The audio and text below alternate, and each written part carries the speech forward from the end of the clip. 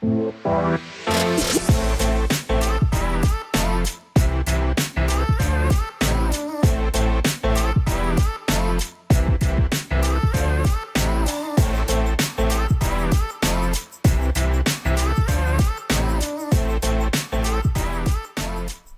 going on, everybody? Welcome back to the PFF NFL show. As it is draft season, we've got a draft topic here for you that I'm very excited about. I know the fantasy community is watching, so what's up, Debbie fantasy community? We're talking running backs today. We're going to give you our top 10 running backs for the 2025 NFL draft. At least I'm going to give you my top 10. Dalton could very much disagree with me, which I'm excited to maybe get into a little bit of a disagreement conversation here.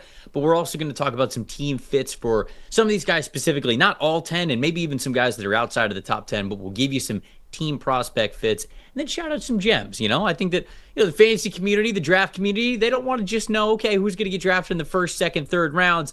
Tell us who those gems might be on day 3, because it feels like we get a handful of those running backs every couple of years, and this class, it's deep enough to think that that would be the case. Dalton, how we doing, my friend? We're good. I'm excited for this episode because, honestly, for a year now, ever since last year when all the NFL draft declarations were made, last year, Max and I were talking about on the college show, man, look how much talent is coming back to college football at running back. Next year's draft class is going to be sick, and now we're only a couple weeks away from it, and even just the top 10, and even I would argue we could do an episode on the top 20 of this running back class because there's so many different types of talent. There's elite players at the top. I think there's a lot of contributors in the middle rounds. I think you're going to get guys drafted all the way possibly through round 5 or 6 that are going to be contributors in the NFL. The running back renaissance is on.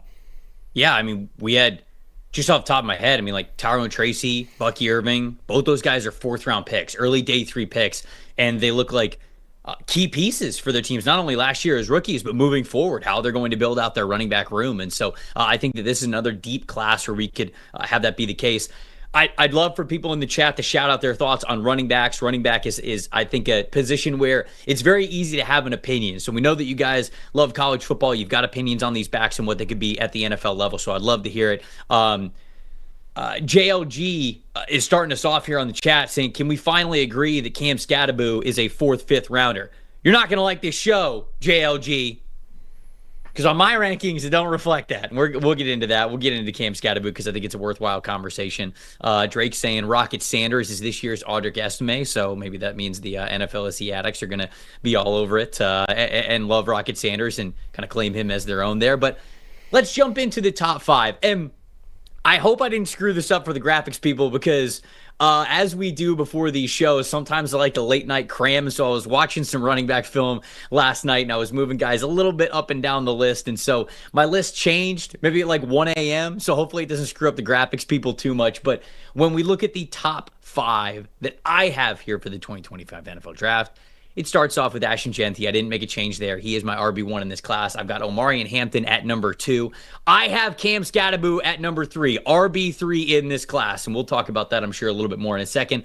I have Dylan Sampson at number 4, and then I have Caleb Johnson at number 5. So we're breaking this up into top 5s, but really, I sort of want to talk about the tiers of this running back class. So Dalton, I will open up the floor there for you. Of those top 5 backs that we have, Ashton Jeanty, Omarion Hampton, Cam Skattebo, Dylan Sampson, and Caleb Johnson, where do you want to start this conversation here? I actually want to start at the very top, and this is an absolutely loaded class, okay? This could possibly 20-plus contributors in this class. The second layer, the third layer of running backs in this class is really good, but Ashton Jeanty, both from a physical standpoint and an analytical one, he stands alone at the top. I think he's one of the 4 best football players in this draft, a group that I talk about with Travis Hunter, Abdul Carter, and Mason Graham. Ashton Jeanty, not only is he the first class of running back, he's in the first class of football player in this draft. And look, he dominated at Boise State. He dominated the Mountain West, but he's got games in his career against that Washington team that was the national runner-up, Oregon, Penn State, Oregon State. I mean, you've got a guy who's torn up high-level competition too, two-dimensional player, runner, and receiver. Unbelievable 99.9 perfect rushing grade in his 3-year career at Boise State. This is one of the elite running back prospects we've seen in the last decade. And I know, obviously we get to this time of year and people are going to try to tear it down. Well, he's a little smaller and, he was in the Mountain West and this. I don't care. This is not just the best running back in this class to me, clearly amongst a really talented group. I mean, all 10 of these guys that we're going to talk about, plus the other 6 that we'll get into later, all really talented players. But Ashton Jeanty clearly stands alone at the top and is well-deserving deserving of a top 10 pick. So I agree with you. I'm going to be honest. I haven't watched Ashton Jeanty in a while. Like, I watched him for his final eval back in November and December when we knew that he was going to declare because of the unbelievable season that he had. But I pretty much wrote his scouting report, and I haven't really went back to look at his tape in the last 2 to 3 months because I've known exactly what it was. I watched it throughout the college football season, and I watched it for his final scouting report. But over the last 2 nights, I popped on some tape and watched an extra game or two of these guys and just had to remind myself how good of a player Ashton Jeanty is. You talk about him being a little bit smaller. To me, it doesn't really matter much. And in fact, I've talked about this before. I don't really care that much about guys who have the home run speed. It's a nice addition, but it's not something that I'm going to build my perfect running back around. To me, long speed is much more of a complementary thing than it is okay, these are the basics, these are the fundamentals, you have to have this down. And as we continue this conversation about the running back position with that in mind, you guys will understand why I have Cam Skattebo as my running back 3 in this class. But going back to Jeanty, he's a little bit smaller. He's a little bit stockier, so he doesn't have those long strides to just have great breakaway speed for the NFL level.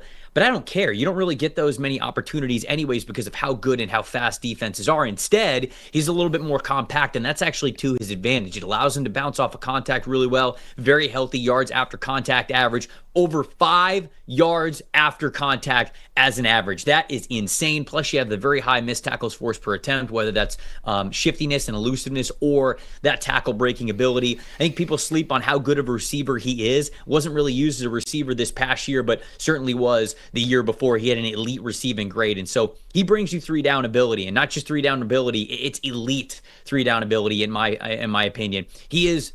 This is a comp that gets used a lot, and I think it's disrespectful to Alvin Kamara how much I see people throw around his name as a pro comp. This one actually fits. I think that this one actually works with Alvin Kamara, given how great Ashton Jeanty's contact balance is and how good of a receiver he is. So I think that he is in a tier of his own at the very top as RB1.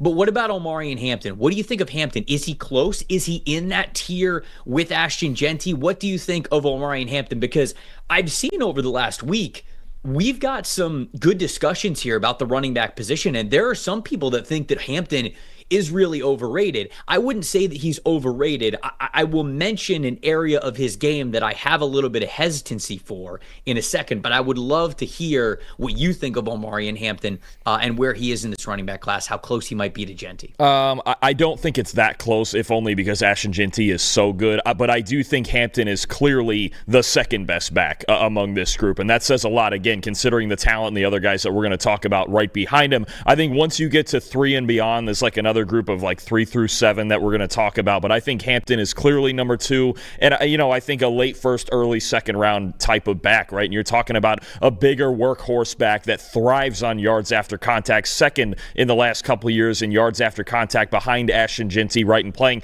at the ACC level.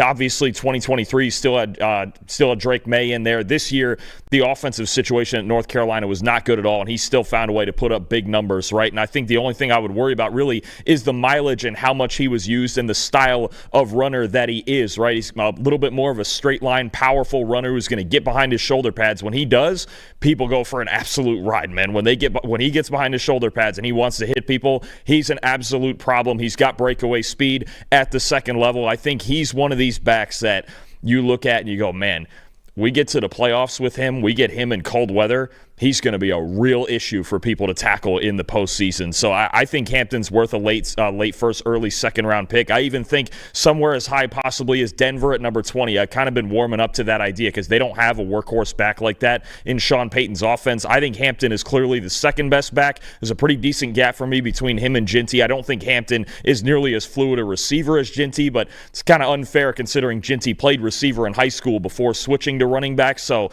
Hampton's that classic big workhorse back that can certainly on early down succeed. You could leave him out there for third down, whether it be as a competent receiver or in pass protection, but I think he's pretty clearly the second best one.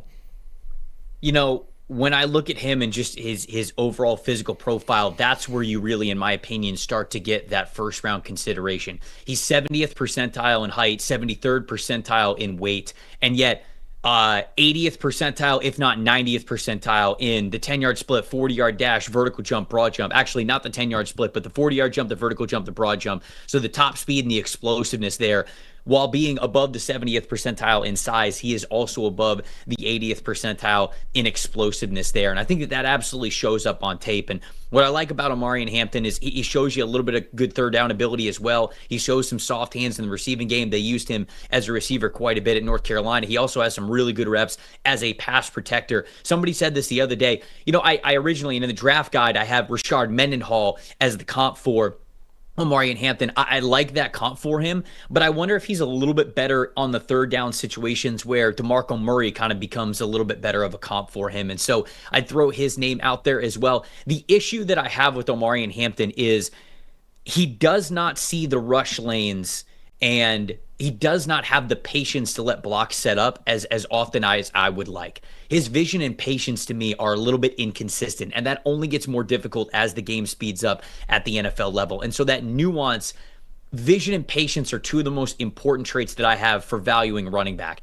And Hampton is so explosive. He is built so well. He is so athletically gifted that I can't really take him away from that RB2 spot. But I will say that the most important traits of playing the position are the ones where I have the most question marks about him. So when I'm tiering these running backs, I have Jeanty in tier 1 by himself. And then I have Omarion Hampton and Cam Skattebo in tier 2. Now, they're very different running backs, and I think the reasons why you would draft Omarion Hampton are very different from why you would draft Skattebo. But what they do and how well they do it gave them somewhat of a similar round grade to me, which is sort of that second round grade. I can understand wanting to take Omarion Hampton in the first and betting on that athleticism, but I do have a little bit of hesitation. For as much as I like the player, and I think he is a good second round grade there, that is why I'm not all the way in on him as that first round type of back. So that brings us to Cam Skattebo, who, look, I understand. We've had running backs that have come through before and have sort of had this similar bruiser style. Like people bring up Toby Gerhart's name, right? Is this guy who just had this physical profile, who never say die mentality every time he had the football, and obviously it just didn't translate to the NFL. But the difference and why I love Skattebo is,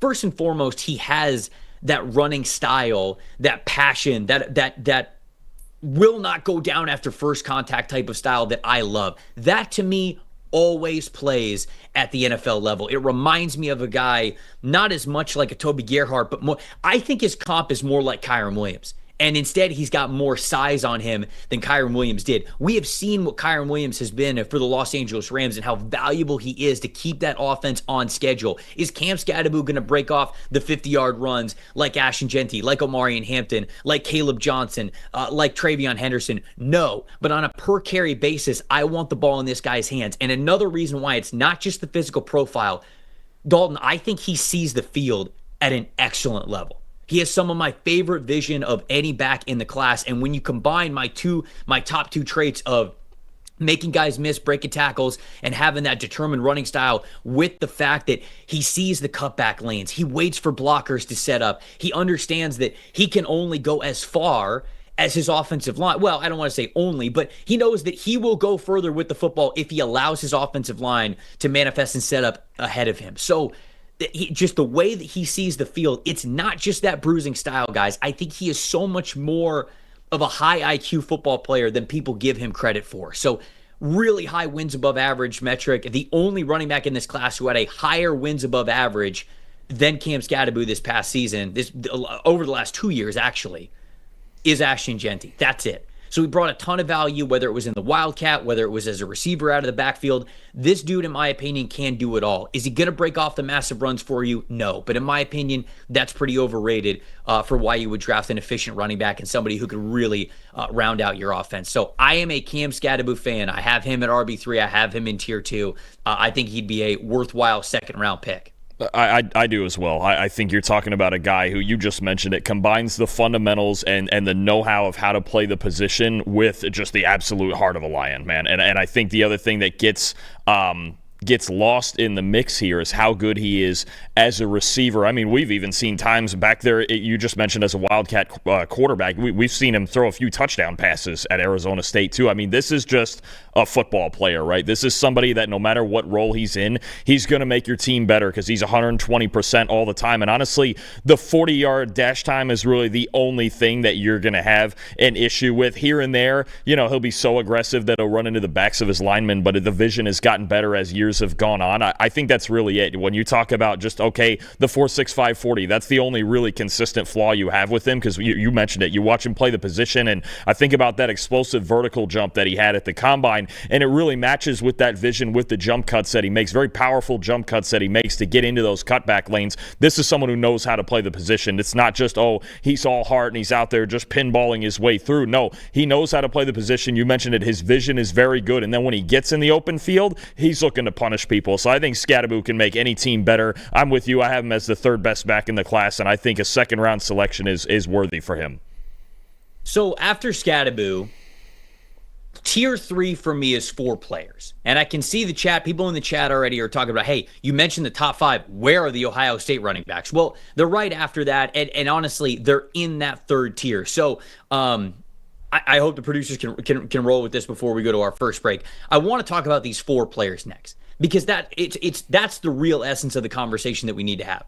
I have Dylan Sampson at number 4. I have Caleb Johnson at number 5. But then right after that, I have Travion Henderson at number 6, and I have Quinshon Judkins at number 7. And to be honest with you, all of them are separated by about 1 point, maybe a half a point when it comes to the overall film grade that I have on these players. So if you sat here and you told me, hey, I've got Quinshon Judkins as RB4 or RB3 in this class, I go, okay, I see it. I would take those other guys above him. But again, he's in that same tier for a reason. I think talking about tiers of running backs is the better way to have a conversation about how you would rank them in this draft class. So I have Sampson at 4, I have Caleb Johnson at 5, and then I have the Ohio State boys, Travion Henderson and Quinshon Judkins at 6 and 7. Dalton, where do you want to start there? How do you see these 4 backs? Do I have them in the wrong order in your opinion? Is one a tier ahead of the other? Is there a guy that you like head and shoulders above the rest when it comes to those 4? What do you think about this third tier of running backs there with that group? No, I think when you talk about these 4 guys being in a very similar tier, you're absolutely right. You could have them in any order. I have Caleb Johnson 4, and then Quinshon 5, Travion Henderson 6, and I have Dylan Sampson 7. I have some questions about him as a receiver, mostly because he just wasn't used as a receiver at Tennessee. They just don't have a whole lot in their offense aside from screens there. And I just kind of question, if Dylan Sampson's the most kind of high floor back of the 4 of them, right? But Judkins has been fantastic for 3 years, right, between at Ole Miss and Ohio State. Caleb Johnson, I think part of it, too, depends on the scheme, because if you're a team like the Bears or the Vikings, who I think would be a couple of really good fits that use a lot of that outside zone scheme that they used at Iowa this year, you might have Johnson higher on your board. There's a style of running that comes with him that some teams are going to prefer depending on their scheme, but I know he slipped down people's boards a little bit because of the 40 time, wasn't great at the combine, but I have it Johnson, Judkins, Henderson, Sampson. I think they can all be fantastic players in the right role. I think, again, Quinshon, too, very much what you're getting. I think as much as any back in this class, he's just he's kind of a running back's running back, if that makes sense. And he ran faster at the combine than I thought he would, based on his tape, but got really good vision, got a powerful stiff arm that can be an absolute problem. But I think the one that would concern me the most, and even though I have him 6, is probably Travion Henderson, because it feels to me like he may be the best complementary back in this draft. You can see a clear line of games when he has 15 touches or less are when he's the most effective. He's never really been able to be that workhorse for Ohio State. There was always somebody alongside of him. There was always some minor injuries. Even this year he was splitting at 50-50 with Quinshon at Ohio State, and both were extremely effective. I think Travion's the one I might have the most questions about, even though I do have him one spot ahead of Sampson, just because I'm not sure he could be that workhorse, right? That 3-down back, just because we haven't seen it before, and there has been, a lack of games where he's gotten more than 15 touches, and we've seen some injuries in the past.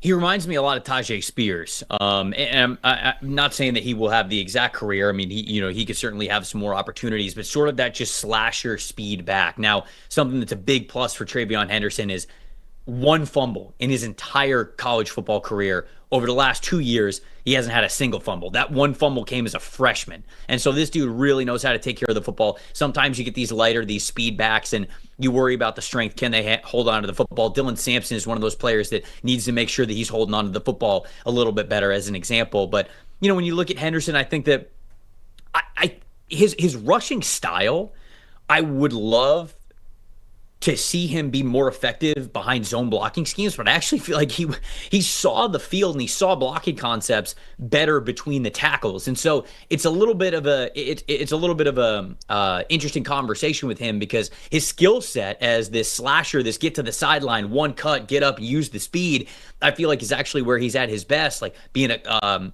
cutback type of a player, inside zone, even mid zone and outside zone. I feel like his skill set is used best, but we don't see that as effective as he is when it's between the tackles. So that's something that I wonder about his pro translation. I think he's going to be a fine football player. Dylan Sampson is somebody who plays with some good juice, got a great track background to him.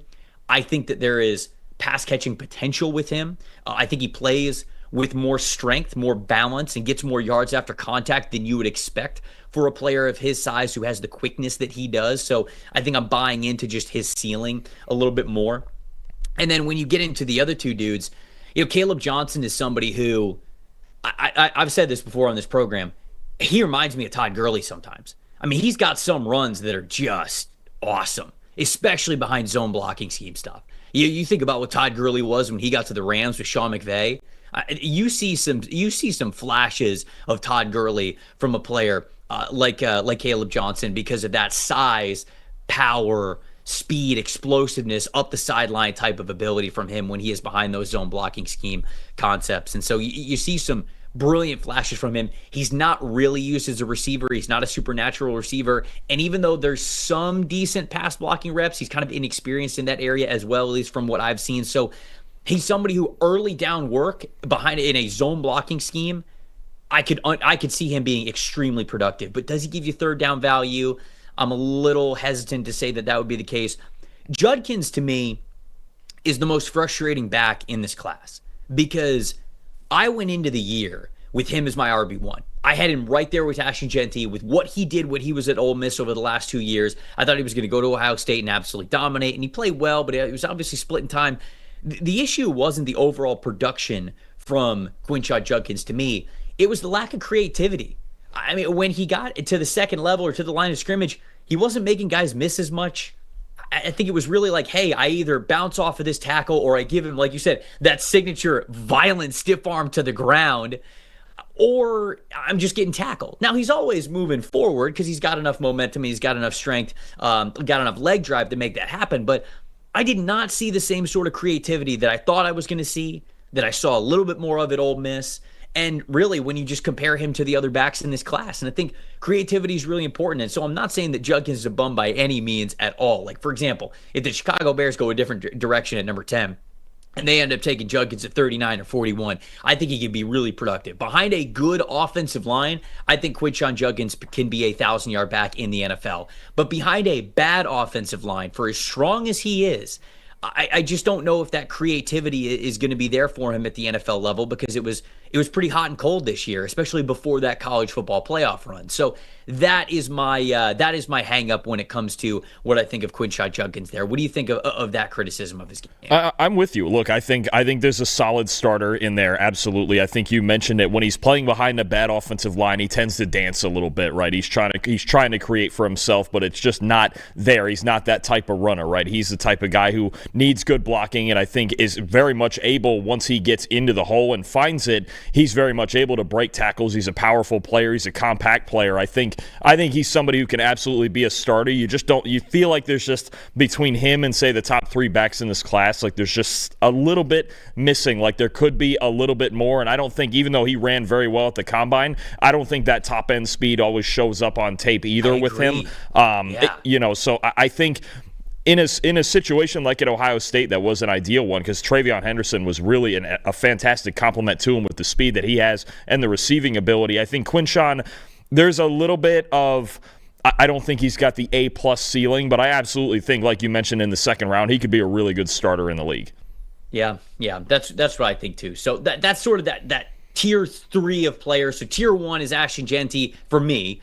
Tier 2 is Omarion, Hampton, and Cam Skattebo. And then tier 4 is Dylan Sampson, Caleb Johnson, Travion Henderson, and Quinshawn Judkins. Sort of depends what team is on the board of where I would order those players. Is there anybody else that's in your top 6 or top, what was it, 7 that I didn't have in my top 7 that you wanted to shout out here before we went to a break? No, that's the 7 right there. I think that's a really good line to draw in some order with those 7, especially the last 4 that we talked about. There's, people might, have a different order between those 4 guys, or maybe even Skattebo mixed in there as the 5th guy. But then there's just a little bit of a gap between the rest of the guys we're going to talk about. We got some, Damian Martinez love in the chat. We got some DJ Giddens, some RJ Harvey. I see people talk about Jaden Blue, see people talking about Raheem Sanders. We'll continue to talk about these guys. And 3 of those guys we're going to talk about in a second to round out my top 10. But before we get to that, to all the parents out there, question, what does your child's success look like for you? Maybe it is, them having a very comfortable life and a comfortable neighborhood, comfortable house, whatever it is, a great job that they love. Maybe they're owning the business. Maybe it's giving them the flexibility to be able to travel the world. Whatever that is, you can help them achieve that with Fabric by Gerber Life with their kids' investment account. Fabric by Gerber Life was designed by parents for parents to make it easy to plan for and manage your family's financial path. With this kids' investment account from Fabric, you can start investing in your child's future today. Kids cannot invest while they're minors, but this kids' investment account allows you to invest on their behalf. It gives their investments more time to grow. The whole thing is online, starts with just $20. Setting up an account could take you as little as just 5 minutes. There's no contribution limits to it. It's got tax advantages. All the funds are SIPC insured up to $500,000. No commission fees, just that low flat monthly maintenance fee for it. And the funds can be used for basically anything. When they're kids, it's music classes, it's sporting events, it's tutors, it's tuition, things like that. And then when it is older, maybe you are helping them buy that first house, start that business, get their first car, whatever it is.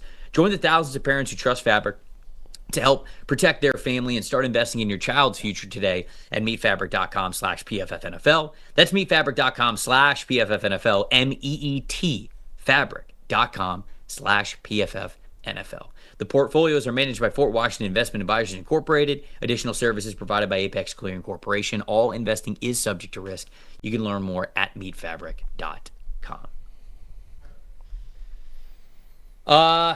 Completely unrelated, Joe Milton just got traded to the Cowboys for a 5th-round pick. Did that happen? That was a super chat from Brayton. Did this actually happen? Hang on. Joe Milton did get traded to the Dallas Cowboys, and I'm looking at it the Cowboys get back a 7. So they get Joe Milton and a 7, and the Patriots get a 5. Wow. Is Trey Lance still on the roster? Are they just taking another flyer? I think he is still there. So, because I think Cooper Rush went elsewhere. Was it Baltimore? Because they don't have Cooper Rush. They're really trying to figure out this backup situation. No, okay, they don't have Trey Lance. They just have Will Grier. Oh, boy. Yeah, if nothing else, obviously, he's going to be no threat to Dak. And actually, you know what? Did you hear the Cleveland rumors with Dak? That ain't happening. Look, there's no way. I'm not saying that it's 100% happening, but I'm also not saying that this doesn't further that agenda. I think this is about not wanting Gator great Will Grier to be the only other option on your roster. That's very fair. Because where is Dak right now, health-wise? I think he's going to be ready to roll. I forget when exactly, but and there's been rumors that he's even lost some weight and slimmed down a little bit. But this is the time of year when everybody's in the best shape of their life or whatever. But no, Are you in the best shape of your life? And not of my life. No, I'm getting there. We're working on it. Okay, all right. You've been taking some boxing classes. I know. Yeah, exactly. I bet probably the best shape I've been in the last 3 weeks. So I think it's definitely a move if you're talking about Cooper Rush left. I think was it Baltimore that he went to, if I remember that right. And then I can't remember. And then Trey Lance. I don't know that Trey Lance has been signed anywhere yet. So the Cowboys are fishing for a backup, especially with Dak coming off another injury last year. So I'm actually a little surprised considering how much noise there was about it that the Patriots just essentially get a 2-round pick swap out of this as opposed to just a pick straight up. And obviously Milton looked really good in his one start last year, and the physical tools are there. But this was something that could have happened because they signed Josh Dobbs to obviously be the backup likely ahead of Milton, and Mike Vrabel's not tied in any way to Milton. So it is an interesting move, and the Cowboys do get somebody maybe they can develop for a couple years behind Prescott. Obviously Dak's not going anywhere with that contract, but it is a fun move to kind of speculate, and you already know in Dallas is always speculation. Yeah, interesting. I just think the whispers of the Dak to Cleveland trade, which I thought were complete and utter nonsense. Maybe it's not utter nonsense now. Now maybe we've got to take away an adjective. Maybe it's complete nonsense, but maybe it's not complete and utter. Well, utter's a different level, is it? Okay. Yeah, right, where you're just stacking adjectives. Maybe you got to take one of the adjectives off now that would be the case. Although I do think it is unlikely that Cleveland will trade for Dak and his massive contract coming off of what they just did with Deshaun Watson. I think that they're much more likely to go a little bit cheaper of a route and try to take that. But anyways, getting back to the top 10 rankings here for the running back position in the 2025 NFL Draft. Number 8, I got my boy R.J. Harvey, one of my favorite running backs in this class. Somebody who had a very high missed tackles force per attempt average, somebody who is a playmaker every time he gets the ball in his hands. He'll make you miss in a phone booth. Maybe we need to talk about, phone booth, just like we talked about Tyler Booker being a phone booth guy. R.J. Harvey can be a phone booth guy, except he can make you miss when you're in a phone booth. Damian Martinez, here we go, chat. Cracking the top 10. I've got him at number 9, somebody who just brings a little bit more elusiveness, a little bit more speed than you would expect for a power guy, but then he also gives you the baseline of what you would want. Hell of a leg drive, somebody who's never going to go down from first contact, and somebody who I think played his best as the year went on. I watched him early on when he was at Miami, and I'm not going to lie, I was not impressed. I did not love what I saw there, but you go back, and certainly for the final evals, and as I'm doing the final running back rankings, I start to watch those really highly graded games from him that we had later on in the season. You can see that on the screen there, and you can see that when you go over to the PFF Big Board over at pff.com. You can also see a lot of this information in the PFF Draft Guide, which if you have a PFF subscription, you can download that right now. It's available for you. He just gave you a lot of pluses. I'm a sucker for guys who, hey, are you a small back? Okay, well, do you have a little bit of extra power to you? Well, then I really enjoy that, especially if you're bringing that speed element to it. Are you a bigger back, but you also have that elusiveness to you? Can you make guys miss? I think Damian Martinez can do that. And so that's why I've got him cracking the top 10. And then at number 10, I have DJ Giddens from Kansas, who I think plays the game in a similar way that Damian Martinez does. He's just got a little bit less power, a little bit less violence to it, and maybe a little bit not as fast of top speed overall there from Giddens, but I think these are very similar players, guys who give you adequate size, who can play with power, who can play with a little bit of elusiveness too. So RJ Harvey at 8, Damian Martinez at 9, and then DJ Giddens at number 10 to round out my top 10. What do you think? I think it's very reasonable. I have Harvey 8 also. I have Martinez. I have it 10.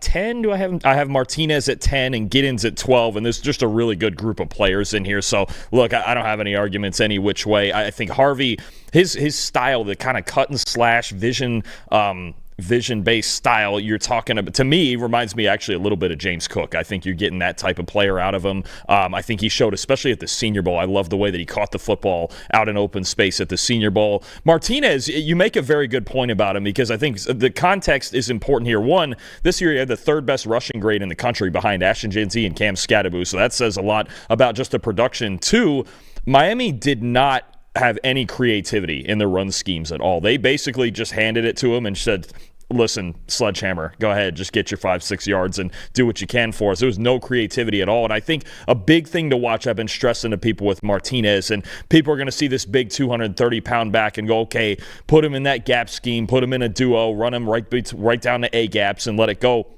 You need to go back if you haven't done it already. I know you have, Trevor. Anybody out there, go back and watch the Oregon State tape where they're running a boatload of outside zone. This guy cuts off 1 foot better than a whole lot of 230-pound backs out there. He's got really good agility for that size. He's got really good zone vision for that size. If you're watching Damian Martinez and you're only watching this year's tape, you're doing it wrong because there's more in there, and he's a lot more scheme versatile than a lot of backs his size. Yeah, I would agree. And again, I didn't necessarily think that was the case at Miami, especially early on in the season.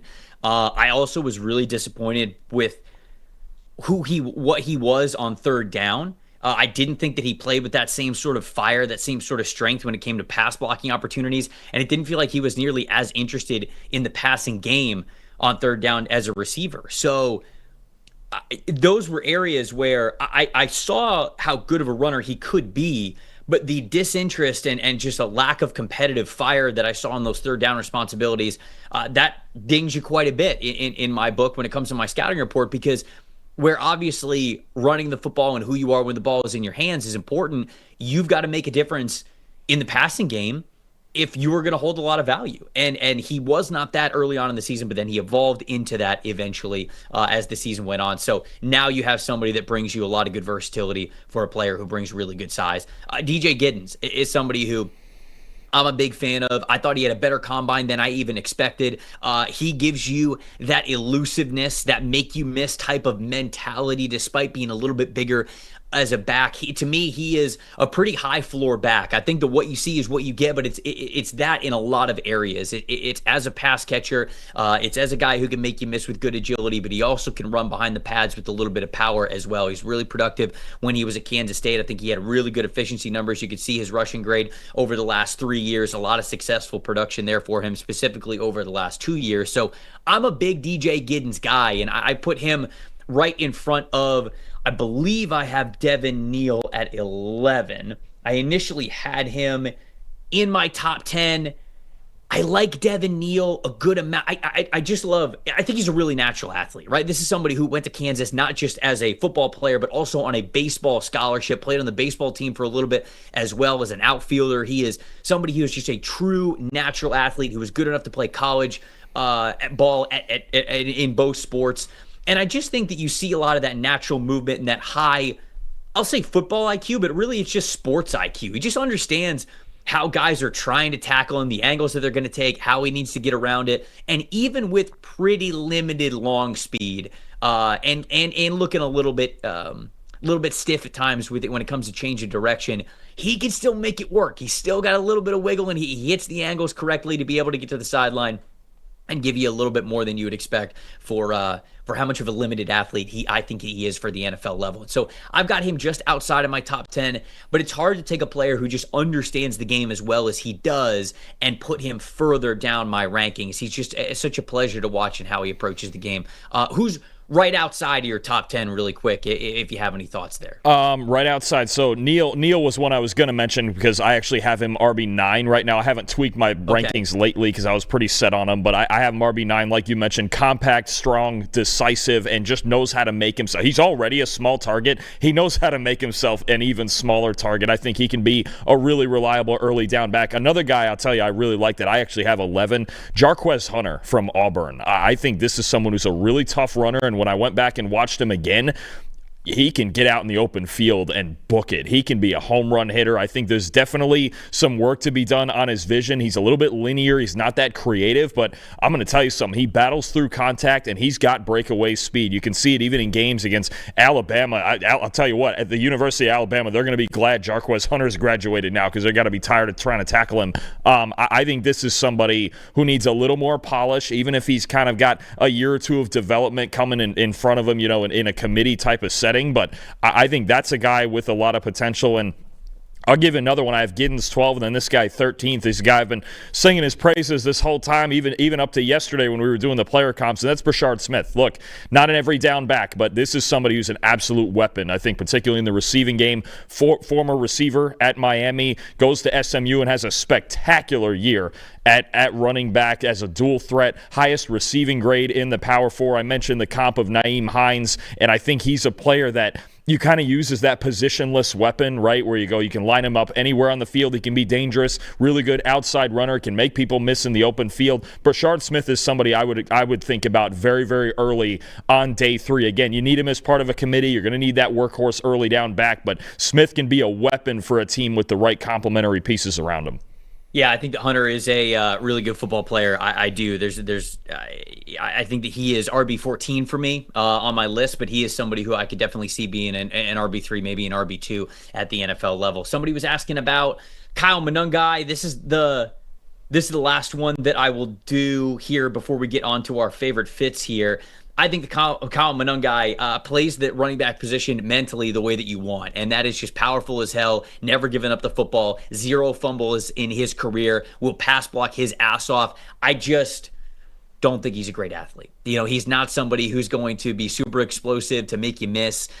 He does not have adequate long speed to be a difference maker in that area in the NFL, but he could be an RB4, RB3 type, in my opinion. Sometimes if he really works on his hands, he can continue to be and carve out a role for himself as a third down back because of how great he is in pass protection. So super strong player, just doesn't really have the overall athleticism, I think, to ever be, RB1 or even an RB2, maybe an RB3 as a third down back. But those are my thoughts on Kyle Monangai there. I want to get into some team fits because we got to get to those. But before we do, PFF's NFL draft coverage is brought to you by our friends over at Jack Links Duos. Jack Links knows that there's nothing like a great duo, and that's why they've created the new Jack Links Duos. This new product brings together 2 great flavors into one bag. It's not, one piece of beef jerky that has 2 different flavors on it. No. It's 2 different types of beef jerky in the same bag to give you that flavor combination that you absolutely love. Jack Links and it knows that the NFL draft gives us all sorts of great duos all the time. Jamar Chase and Joe Burrow get reunited. Cooper Kupp and Puka Nacua got to team up because of where he landed in the NFL draft. This year, since we're talking about the running back position, a duo that I'd love to see, Dalton, how about Travion Henderson going to the New England Patriots with Ramondre Stevenson? A little 1-2 combo there. We get a little power. We get a little bit of speed.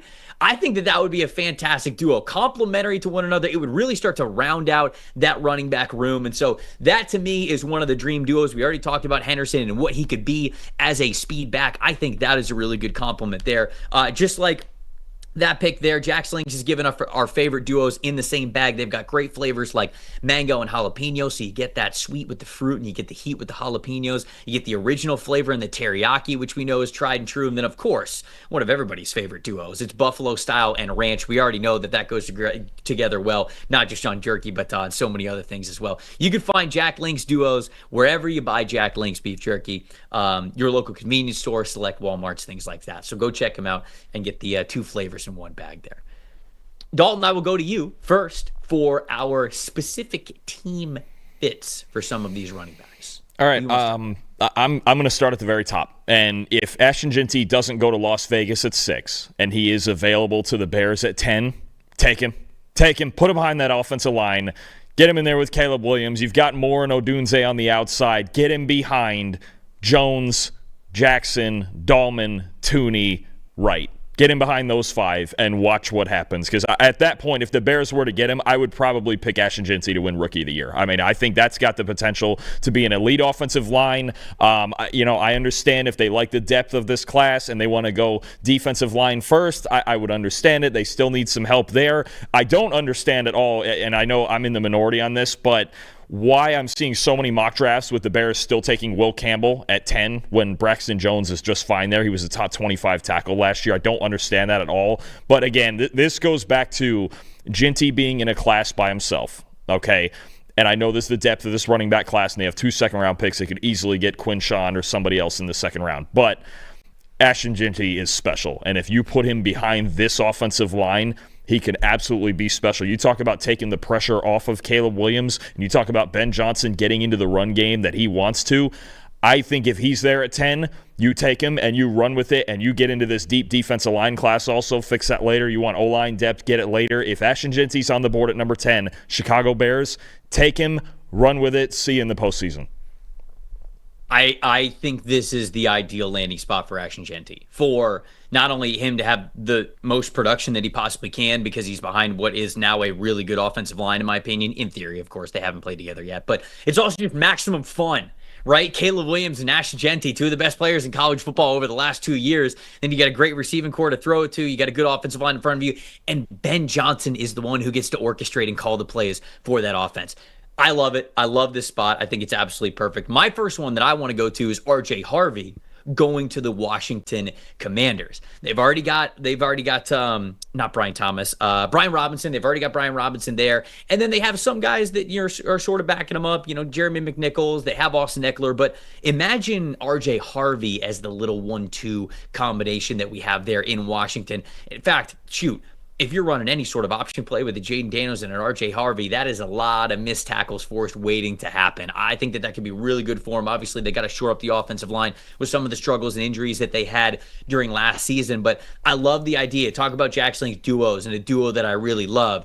Brian Robinson Jr. and RJ Harvey, I think, could be a really great 1-2 complement in Washington's backfield. Now, I don't think they're going to take Harvey at the end of the first round, but later in the draft, if he's on the board and they really fix what they need to, maybe in the trenches with that first round pick, free themselves up to get a running back, depending on where RJ Harvey ends up going in this draft. So that is a combination that I love, getting to see him in Washington. I think that's a really good call, and I think one of the things that's going to be underrated with Harvey is the scheme versatility, because they ran so many different concepts under Gus Malzahn at UCF. Basically, he was able to handle all of it as the workhorse, and Gus Malzahn's the king of all the read option, everything like that, going back to his days with Cam Newton. So I think Harvey would fit in well, and he could play pretty much any role that you want him to. And I think, again, gives you underrated receiving ability that we didn't get to see a ton of at UCF because of the quarterback situation. We did get to see it at the Senior Bowl. I thought he was one of the best pass-catching backs out there. If he can be two-dimensional like that, and I guess kind of sort of, you mentioned Austin Eckler, kind of be the heir to the throne of Austin Eckler there as kind of that passing down dual threat guy. I think Harvey would be a really good fit there. All right, who's next for you? Give me Caleb Johnson to the Minnesota Vikings. Now, perfect.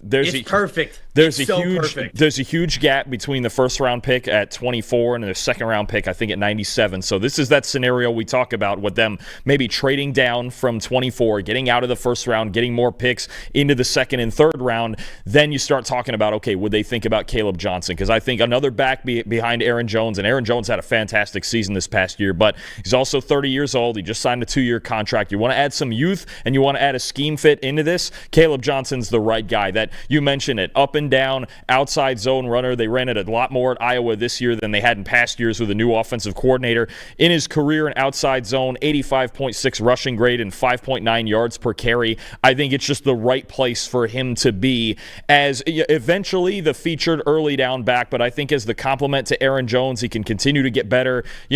I think Caleb Johnson, again, the Bears in the second round would also be an option here with Ben Johnson, but this is the team I've always looked at with Caleb and just go, Kevin O'Connell needs this type of back. They're just going to probably have to trade back into the second round from 24 to be able to not feasibly do it. Could you take him at 24? Sure, but the problem is then it's like the value of, okay, what did we pass up to take Caleb Johnson in the first round? So if we do see Minnesota trade down into the second round, I think Caleb Johnson's a prime target for him.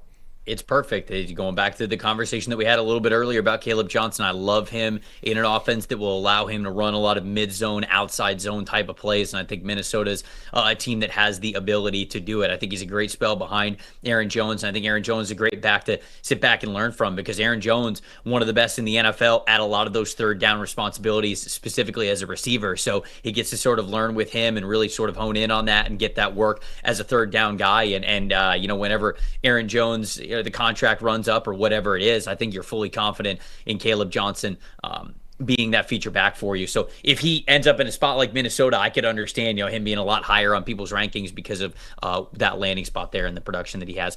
I don't know if this one happens, but I really like the idea of it. Quinshon Judkins and the Cincinnati Bengals, right? They've got Chase Brown. I really like Chase Brown. He brings you that speed element, but I think they would love somebody that they could lean on a little bit more on the early down work. I know they have Zach Moss, but I feel like Quinshon Judkins is definitely an upgrade there, especially with Moss missing time due to injury. You have Chase Brown, you have Quinshon Judkins. That'd be fantastic. Now, the Bengals have needs in both trenches, right? So the first and the second round probably spoken for there. Does Quinshon Judkins make it to their third round pick? Probably not. So I don't know how realistic it is that this one happens, but in terms of the fit, I actually really like this one a lot, especially if they're able to upgrade the interior offensive line in some way, shape, or form. But even if not, man, when you get guys who are, getting past the line of scrimmage and making contact before the line of scrimmage or even at the line of scrimmage, a guy like Quinshon Judkins is somebody who can play with a lot of power and continue to have a healthy running game because of the yards that he's going to get after contact. So not only do I love the 1-2 combination of Chase Brown and Quinshon Judkins, I think that Judkins in this offense and where the offensive line currently is right now is actually the perfect back because he helps alleviate maybe some of the interior offensive line struggles that we have there. So not so sure how likely it is that it happens, But Dalton, I like that combination if this is something that could be possible here. I think the theme there is just finding a back that A, can keep them on schedule, and B, when you get in those late game situations, that can just get first downs, right? Just finish the game out. We saw too many times last year where they just couldn't close games out because they couldn't run the football. Yes, the offensive line's a massive part of that. They don't have a good offensive line still, especially in the interior. But you're absolutely right. Just somebody who can keep them on schedule so Joe Burrow doesn't have to do it every single play. I think it's a good call. If it's not Judkins, I think there's some other backs. I think even a Damian Martinez would help that team. I think you're talking about just getting a back who can keep you on schedule so Joe Burrow doesn't have to also throw on every 1st and 10 to do that for you. All right, last guy. Who you got? I'm going to talk about Quinshon's teammate, Travion Henderson from Ohio State. And I think, look, you know what's something that doesn't get said enough? The Kansas City Chiefs could really use some help at running back. And I know Isaiah Pacheco was hurt last year, and he's still obviously going to be a big part of it. They re-signed Kareem Hunt, but he really just gives you those short yardage situations. Kansas City running backs last year were 22nd in rushing grade, 30th in yards per carry, and 31st in explosive run rate. And it's that last number that I'm looking at with Henderson. And Andy Reid likes his committee backfields. When I talk about 15 touches or less, I think that's exactly what Travion Henderson would get in this Chiefs offense with Pacheco, is that between the tackles back. But I think between his speed and his ability to win in the passing game too, I thought as the year went on at Ohio State, especially in that playoff run, Henderson really became a weapon as a receiver. I think this is the type of team where Andy Reid could scheme him open, that he could scheme him things in the run game, especially to the outside, that can work for him, and he can just create explosive plays that the Chiefs do not have in their offense. So I think if Henderson were available with, I believe it's 63 they're picking at late in the 2nd round, I think this is absolutely somebody they should think about because they need some juice. They need some adrenaline in this running back room. It's too plotting right now. It's 2, 3, 4 yards at a time. I think they need Henderson as kind of the lightning complement to those other backs in there. I think that the word that you use there is the one that matters the most, and that's compliment, right? I think that they drafted Carson Steele last year to try to get more of the same. You know, they wanted that same attitude, you know, having Kareem Hunt and having Isaiah Pacheco and Carson Steele. I mean, it's basically the same guy. It's the same style of runner, and clearly they have a type there, but I do think that you need a little bit more of a speed threat. And so to me, I think that Henderson would complement what the Kansas City Chiefs are rolling with right now. I'm going to go Cam Skattebo as my last guy, and I'd love to see him go to the Las Vegas Raiders. Now, I'm not saying at number 6 overall, obviously, but when I think about the Raiders picking at number 6, they've got a lot of other picks here in this draft. They've got their own 1st rounder, 2nd rounder, 3rd rounder, 4th rounder, 5th rounder, but then they have 3 6th round picks. So I think in the 2nd or certainly the 3rd rounds as well, you can maybe package a couple of those, move up a little bit if you need to, but I don't think that they're going to pick Skattebo at number 37. I don't know if he's going to go in that range, but you got that 3rd round pick there. So let's say they invest, you know, at the cornerback position with one of those picks. Let's say that maybe it's offensive line or maybe it's defensive line with one of those other selections. It's something where they're attacking their biggest team needs with their 1st and 2nd round pick. But then if Skattebo is still on the board for them and you get to trade up a little bit in the 3rd round to go get him, or maybe he even makes it to 68, because some people get mad at me when I talk about him being drafted a little bit higher. Maybe he even makes it to 68 and you get to pick him in the 3rd round just outright. That's a fit that I like a lot. I'm not saying that he's Marshawn Lynch, but clearly Pete Carroll knows the value of a guy who just will not go down. And so if you get a player like that in the 3rd round and you get to put that into your backfield right now, which has Raheem Mostert, which has Sincere McCormick, I think that that's a nice little combination there anyways. And I think the offensive line for the Las Vegas Raiders is good, and I think it's only going to get better because John Spytek, their general manager, is somebody who worked very closely under Jason Light in Tampa Bay, always prioritizing the offensive line. So Cam Skattebo, if he can make it to the Raiders in the 3rd round and they get to address 2 bigger needs in the 1st and 2nd round, to me, I love that landing spot, especially for a head coach like Pete Carroll. So that's one of my favorites there for him. If I remember right, I think it was this past Monday when Max and I were here doing a live 3-round mock draft. I'm pretty sure that's the 3rd round pick that we made is Cam Skattebo to the Raiders. We had a big run on running backs right around in that late 60s, early 70s range, and I'm pretty sure I picked that with the idea of, hey, I mean, he's not quite Marshawn Lynch, but don't you think Pete Carroll wants one of these angry, keep-you-on-schedule backs, these physical, tone-setting backs, and Cam Skattebo fits that to a T. If he were to get to the Raiders with that third-round pick, I think that's absolutely a pick they would make if Ashton Jeanty isn't the selection at 6. But that's also the argument that I make for, the last couple mocks I've done, having Teterow and McMillan be the pick at 6 for the Raiders. They need that X receiver. They can dip into the running back class. They were last in the league in rushing grade last year, so they need a player like this. Maybe I would even consider taking 2 backs in this class if I was them. One early on and maybe one with one of those 3 6-round picks. Find another complimentary guy because they need talent in that room. But Skattebo, I think Pete Carroll would love him. We would love to hear from you guys as well. Fire off your comments. I know we saw in the chat throughout the show as we were doing it live, but you could do so after the show as well. Tell us your running back rankings, some guys that you're a little bit higher on, who is not getting enough love in this class. Best way to do that is, of course, in the comment section after the videos are posted. So please do that. If you want to see my full running back rankings, you could listen to the NFL Stock Exchange episode that we have coming out later today. That is Thursday. Or you could just go to the PFF Big Board and get a little sneak peek if you can't wait until then. But we appreciate everybody watching and listening to this episode. We've got more position rankings for you coming up over the next couple of weeks, including starting in our next episode next Monday. For Dalton Wasserman, I'm Trevor Sikkema saying we'll see you guys then.